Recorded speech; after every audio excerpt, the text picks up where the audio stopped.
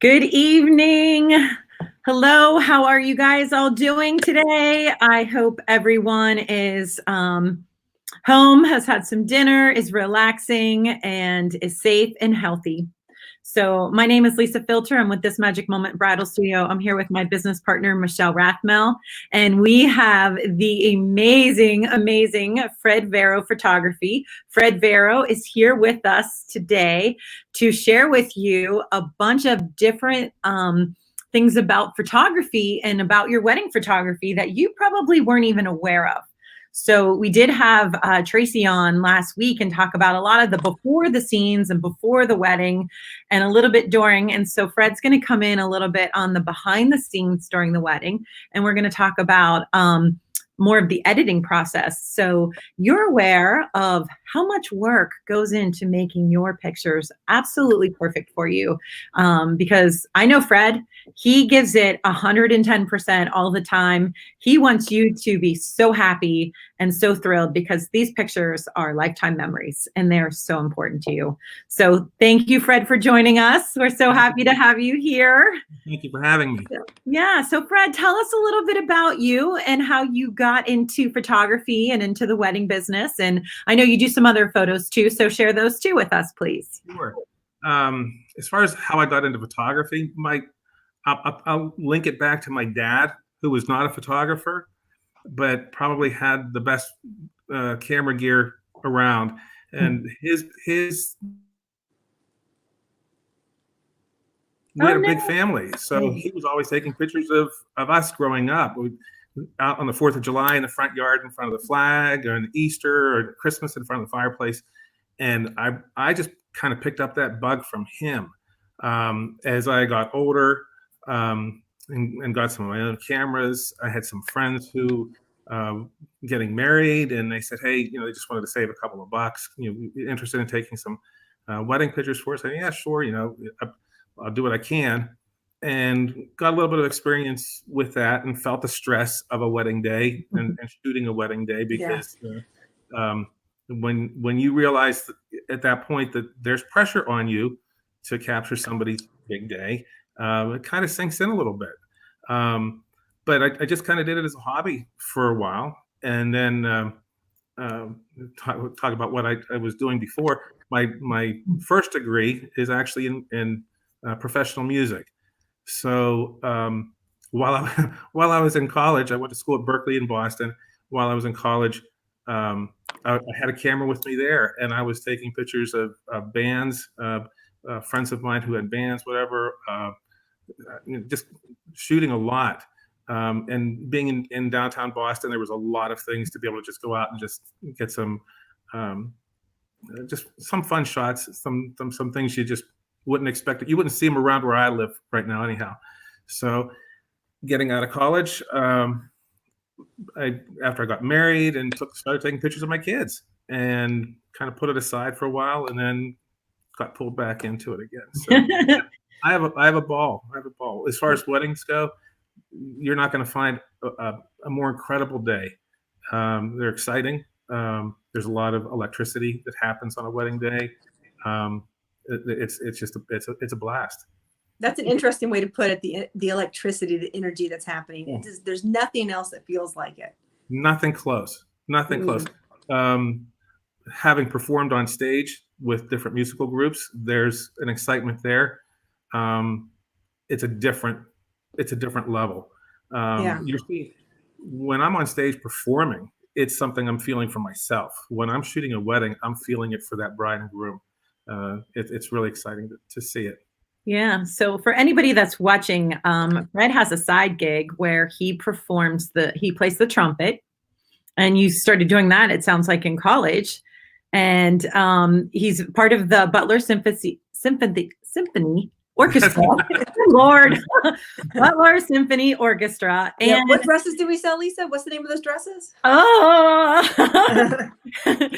Sincerity, sympathy. What day is it today? Nobody knows. We've been stuck at home too long on day like 25. But and he also is in the Windsor Brass Quintet, which is actually your group that you've put together, and you perform at different functions. I know I've seen you perform at different wedding functions, also different graduations and events that people host too. So pretty exciting. Yeah, it's pretty fun. We play for three, and as everything else has gotten pushed onto a back burner because of everything going on this year, so have the college graduations. But we play 3 graduations for the University of Pittsburgh. We do their business school, their med school, and their dental school. Wow. And we have a graduation ceremony for Butler Community College. But we play weddings. We have a good time. We have a huge repertoire of music, so we can go from everything from classical to jazz to pop. Nice. It's a great group. It's safe to say that you probably played for some of your brides and grooms at their graduation and then married them at their wedding. I used to teach privately, and I have actually played trumpet at the weddings of my students.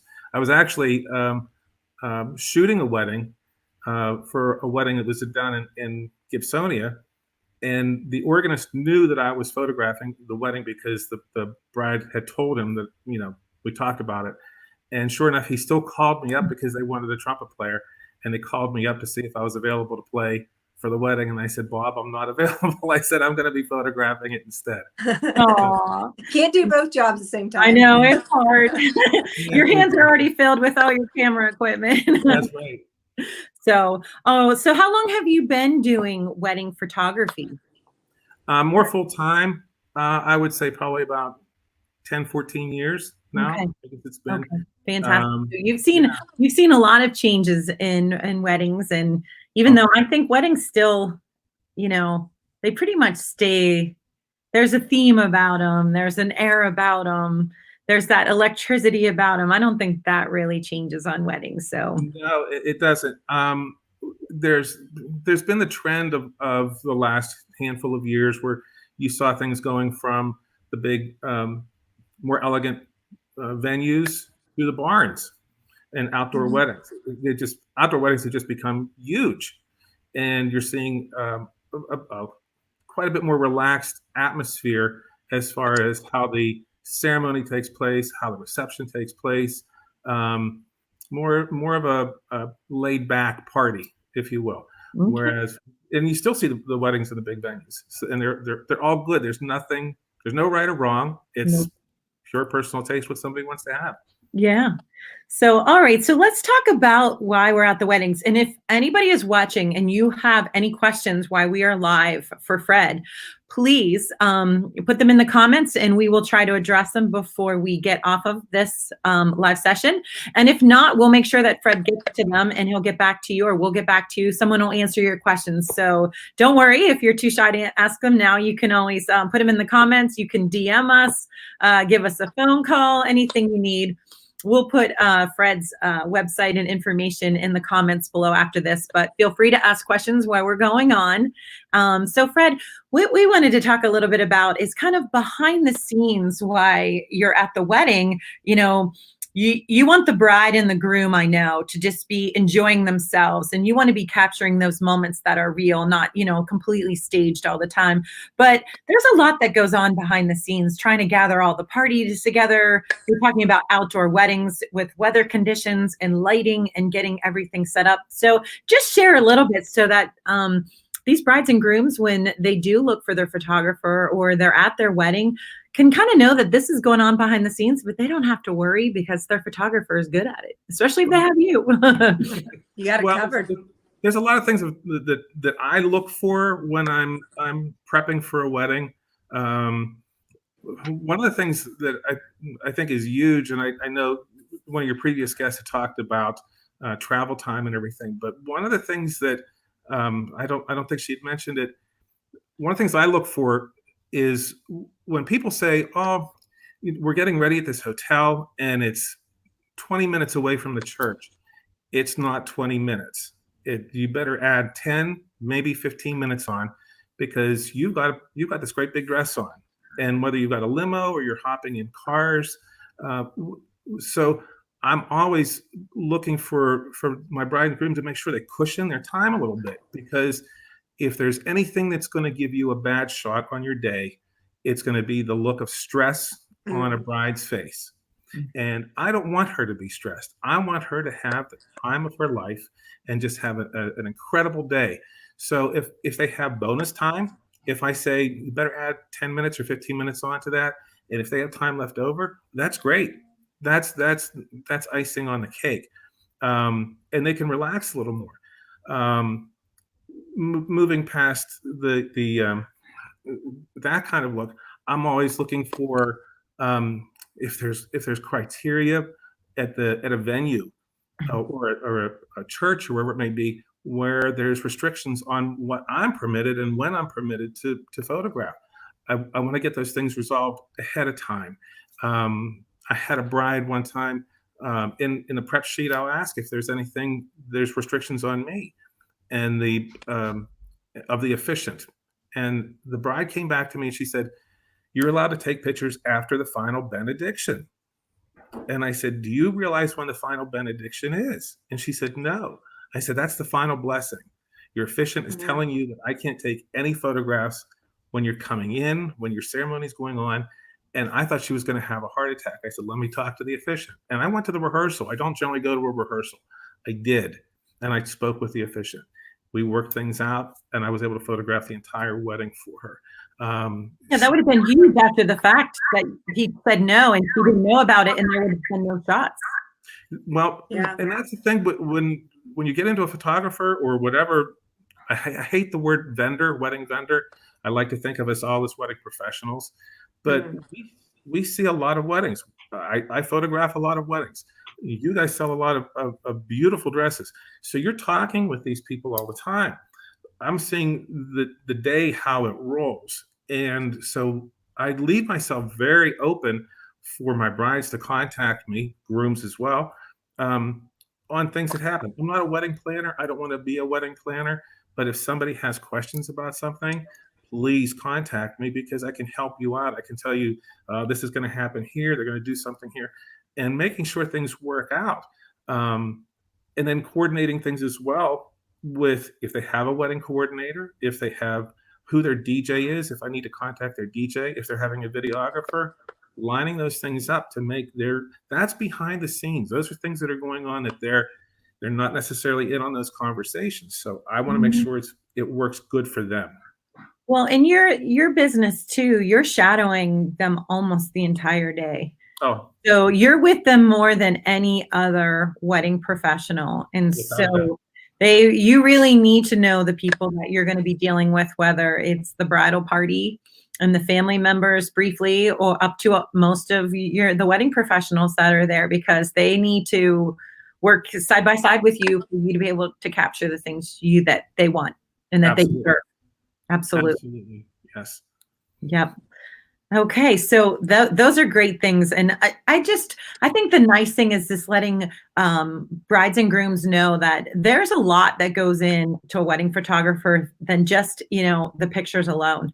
And in order to get those perfect pictures that make them so happy with the right poses, the right catching them off in just that lovey-dovey moment that that's usually one of their favorites, or having the right people in the background, having eyes open, no garbage cans in the way. There's a lot that goes in, plus the coloring with the lighting. And gosh, in Western Pennsylvania, one minute we have sun, then clouds, then rain, and handling all of those kind of things in matter of minutes, I would imagine, at some weddings. When I'm photographing post-wedding, post-ceremony shots, and we're outside, and one of the things that, as I mentioned, taking pictures outside, is I also like to make sure that my bride and groom have a plan B.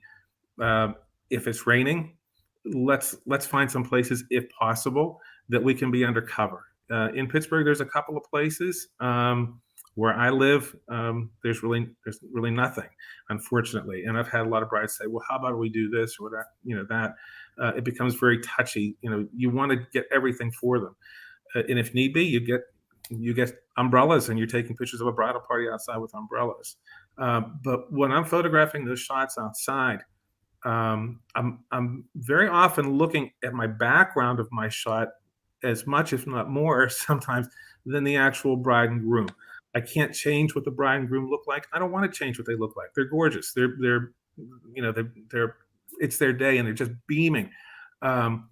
But if there's something in that background that I don't like, and if it's not something I feel like I can take out later in my post process, I'm looking and I'm going to move them to do, to get what I can. And you talk about like with post processing, there's a lot of, when I'm editing photographs on a typical wedding day, if I'm shooting an 8-hour day, that couple was going to get, I tell them between 800 and 1,000 shots final edited. And Wow. that there's a lot of time that goes into that. So I'll do color corrections. If I've got background light that's going to be looking yellow, and I'm getting a good light on them, I'm changing all that later. And if I have a string of shots, that's time consuming. But I want to make it look right for them. And I'm not somebody who has an easy time just saying, "Oh, they have enough pictures. I'm going to delete this one." And if there's something saving in the background of that shot, something, a relative, something happening, I'm keeping it for them. I like doing detail shots, but I also am very aware of the people who are at that couple's weddings are very special to them, and I love to get shots of the guests. And I probably should spend more time maybe taking pictures of shoes and jewelry, and I still do that. But from my own experience, that my photographs from my wedding that mean the most to me are the people who were there. So I do get the detail shots, but for those shots that are there, I'm thinking about, and that's again behind the scenes. I'm thinking about that well ahead before where I need to be to get some shots and get some casual shots. Get maybe some unsuspecting shots of guests while they have no idea what you're. That you got a camera sitting back in the background and you're spying on them. Sometimes Yeah. you get some natural. Everyone likes some natural poses too. So they're the best. They are the best. They're the best shots. So, well, I know from firsthand experience and seeing some of your work how great it is. And if anyone does go onto Fred's page, you will see one that you did down at the convention center where it was dark and gloomy, and how you added in these vibrant colors. And it was just a unique shot for a bride. And it's not that everyone would get this, but changing it so drastically and making it just unbelievable. If you go to my website, for anybody who's looking, if you go to my website and under the galleries, click on before and after. And that's one of the shots that I have that I show. I was actually second shooting that wedding, and there was a person holding light for the main photographer, and it wasn't doing me anything at all. But when I saw the shot, again, I'm looking at the background, and I knew what I could take out of the shot. I knew what I could do in post processing, and I spent some time on that shot, but it has a little bit of an electric look to it. You did. It was awesome. but it was certainly different than what I took. Yeah. Well, it's so cool because I know the shot you're talking about. I was like, where's this at? Where did you take? Like, this can't be Pittsburgh. This is an amazing shot, but it's pretty cool. It was a fun shot. Yeah. And one of the things that natural, and just the love that you captured in it, and then when you added the vibrant color, just it stood alone on its own. It was just something extra special. One of the things that that is critical for me is when I have a bride in her dress and there's intricate lace and some look. And too often I see shots that get posted of a bride, and you have to realize what a white wedding dress becomes a big reflector. And a lot of times it just washes out. And I want to see the detail in that shot. I mean, she spent good money on a dress, and for her wedding pictures, I think it's really nice to be able to see the details in that shot. Yeah. So when you look at that shot particularly, take a look, and you're going to see all the detail in that shot. You're going to see the layering and the lace work in there. I think for me, that's when I'm shooting a bride and I've got shots outside, I am working to get that kind of a look. Well, that's what usually sells the dress at our studio. They're looking in the mirror at all of the details, whether it's the lace overlays or underlays or the sparkle or the intricate details of it. And yeah, if it gets washed out in the photography, you're kind of like, what dress? Whose dress is that plain dress? That's not mine. I don't even remember my dress looking that way. So yeah, It's Yeah. pretty amazing seeing, and we do talk about with the girls a lot, making sure that the coloring of the dress matches them. Yes. Not everybody can wear a bright white dress.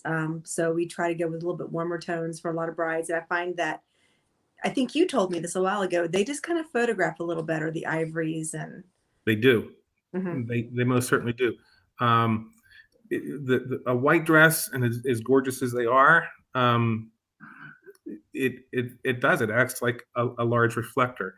And Mhm. one of the things that becomes awkward with that is, and I'll throw this in. This is kind of a funny thing. I'll have a bride who will have this gorgeous white dress, and she's gone tanning, and she's very dark on top of the white dress. And now I have a groom who has not gone tanning, and I'm dealing with skin tones that are just completely opposite. And now I've got a very white dress on top of that. So when things blend in a lot better, it makes it's more complementary to the image itself, I believe. Yeah. Interesting. Yeah. It's the little details that we don't think about normally. So that's an interesting topic. So if you could give, well, first of all, I wanted to go this direction. A lot of times we talk a lot about the brides, but I know we have grooms on here. I know it.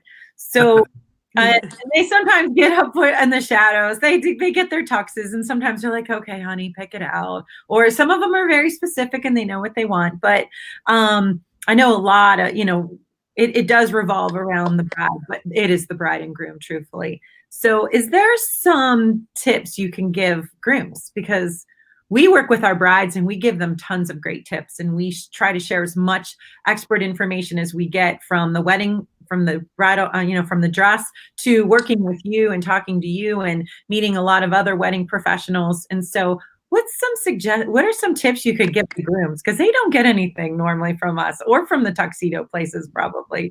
I'm sure not. One of the things, well, with a groom, I have my hands on a lot of different things. I've got a lot of different interests. I like to cook. I'm into music. I'm into sports. There's a lot of things. I like to find out what the groom is into. I had a groom one time, and he wasn't. We were doing their engagement session pictures, and he wasn't real into having pictures taken for. He was doing it basically because his fiance wanted engagement pictures. I found out he was a chef. Oh, this is perfect for me. So when we're shooting the session and we're talking, I said, "So can we trade some recipes?" He goes, "Do you like to cook?" I said, "I love to cook." That was all he needed. And now he's relating to me one-on-one, and he knew I wasn't playing games with him because I was genuine about it. I do like to cook quite a bit. That was all he needed. And so I like to find some connection point in there. As I mentioned about with engagement sessions, I used to list, this is kind of funny. I used to list on my engagement packages on one package that I would have a 2-hour engagement session. And without a doubt, every time I would meet with a couple in person and the groom would be looking and they'd have the sheet in front of them, it would have my packages and it would say 2 hours. And the groom would go, "Oh, a lifetime." It's like, oh. So I changed it to say an hour and a half. Now I'll still spend 2 hours with him. Oh yeah.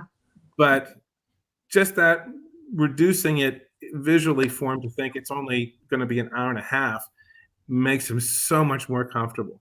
And it shows in the images. If I see a guy who's going to be stressed because he knows he's going to be there for 2 hours, it can be rough. I don't want it to be rough for him. And then the next thing I know, his fiance is kind of pulling, "Oh, come on, Joe, Jimmy, whoever we need to do this here." And if he thinks it's an hour and a half, and I can tell you that as that hour and a half passes and we get into 2 hours on a shot, and very often I've gone past 2 hours and had a ball doing it anyhow. We get some great shots because all of a sudden they become relaxed, and it just makes it much more.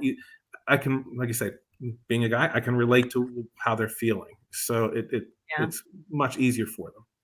So do you see a lot of guys having something special for their end, whether it's, I know, like the superhero little cufflinks or the socks? What's trending right now for these guys? But I see a lot of particular kind of socks, 412 Steeler socks, something like that. I had a wedding a couple of years ago where The groom worked for a company. They did 3D printing, and he had cufflinks printed with the heads of the different characters from Star Wars. Oh, cool. I had a wedding last year where they had superhero T-shirts on underneath their tuxedos. So later in the evening, it was they ripped these shirts apart, and boom, we had these. I had a wedding a few years ago. It was out of state college, and it was a large wedding party. I think there were 9 or 10 on each side, and they had tie bow ties. And I think only one of the guys knew how to tie a tie bow tie. Oh no! I know how to tie a tie bow tie because I played a symphony, and that's where we're. And I was tying everybody's tie.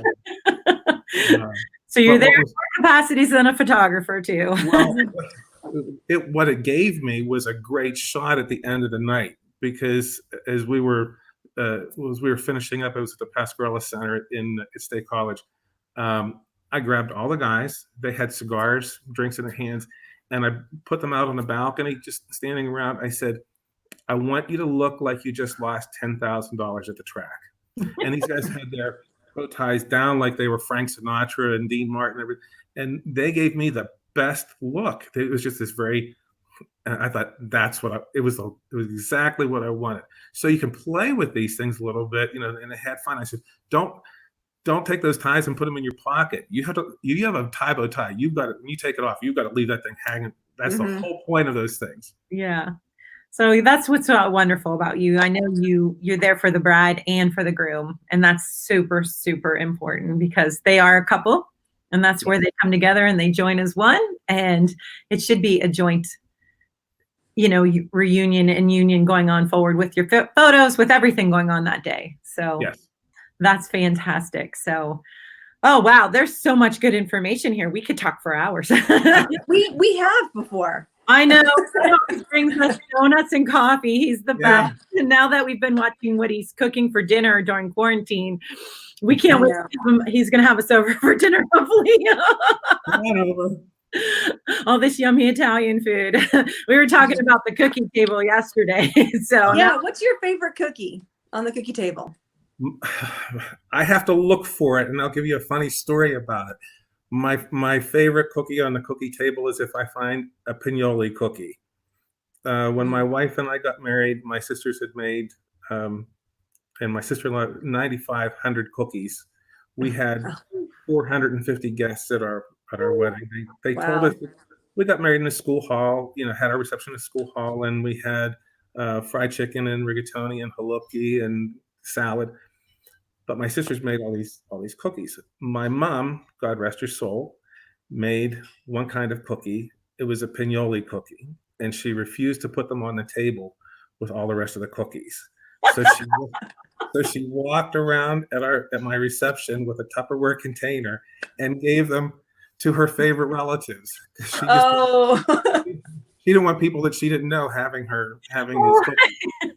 So when I'm at a wedding and I see pinoli cookies, it's an almond paste base with pine nuts on it, and when I see them, those are yours. Those are memories of your mom. Oh my gosh! I think everybody who sets up a cookie table has that relative that comes in with the tray already done, and it has to be right in the front center, or they have to present it a different way.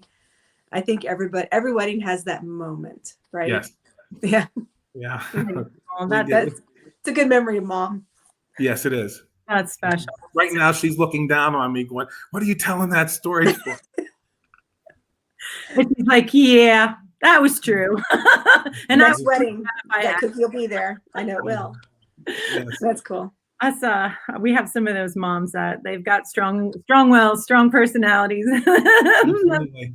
That's what they're going to do. So, well, I just thank you so much, Fred, for joining us. You gave us so much good information for brides and grooms, and for them to understand how much work that you put in trying to grab those shots that they want, getting to know both the couples so that they can relax and have fun, and you can get those beautiful shots. And that there is a lot of work that goes behind the scenes. So if you don't get your pictures in a week or two, be patient, because there is a ton of work just fixing color, fixing lighting, cropping the right direction, and that you want it to be perfect, because these are pictures that will last for their lifetime, their kids, their grandkids, and so forth. And so they're special. And if I could make a recommendation, when couples, if they're listening and they get a flash drive, or if they've hired me or another photographer, and they get their flash drive and they get their images, whether they get them from, be it me or their photographer, they get an album, get them printed, get something printed. Mhm. It's in the back of my mind, I think to myself, you're going to hand down to your children your flash drive from your wedding. Here's my wedding album, kids. It's right on here. I don't know if you can put these on the computer anymore or not. Get them printed. Get yourself a nice album made up, and it gives you something to look at later. I tell my couples, when I'm shooting their weddings, I'm not going to hang your photographs on my wall. I want you to hang them on your wall. So it's so much nicer to have something it's tangible. It is. It's nice to hang them up and to have them there, and you see them more often. Oh, absolutely. You see them all the time. You put them in your special room, and every time you go in there, you look, and those are great memories. Those are memories that warm your heart. You want to see them all the time. Don't tuck them away on that hard drive, because you're not going to watch them all the time, except for like anniversaries maybe, but you should see them a lot more than that. I'm going to see my picture right there. I know. There's my family. We try to put all the pictures up too all the time. I never appreciated that until the next generation of my grandkids came along. And then I'm like, oh, I got to get more pictures out. Because when my guys were little, I was too busy for it. I wouldn't put them out. And now it's like I want to see them all the time. Yeah. I love pictures. I have pictures out all over the place. Yeah. Oh, hold on, Fred. They're stored on their phone. And then if they're fortunate enough that they save them to a cloud someplace, that's good. But it just becomes too easy just to keep snapping away with the phone, and who knows what happens to them later. I know. Oh, I know. I've lost pictures. Memories once a year. Yeah. That's not enough for your wedding photos. So, well, Fred, thank you so much. We did not get any questions, but if any bride or groom or anybody has any questions for Fred, Fred also does senior pictures. You do family pictures. You do headshots. Wedding photography is your main thing that you love to do, as well as if you need a brass quintet. Give Fred a call. I'll put that information in the comments below when this is done. You can always ask any of us questions, because all three of us care about you, and we are here for you in good times and bad. We're here to help you in any way, answer any questions that you have. So reach out to us. Don't be shy.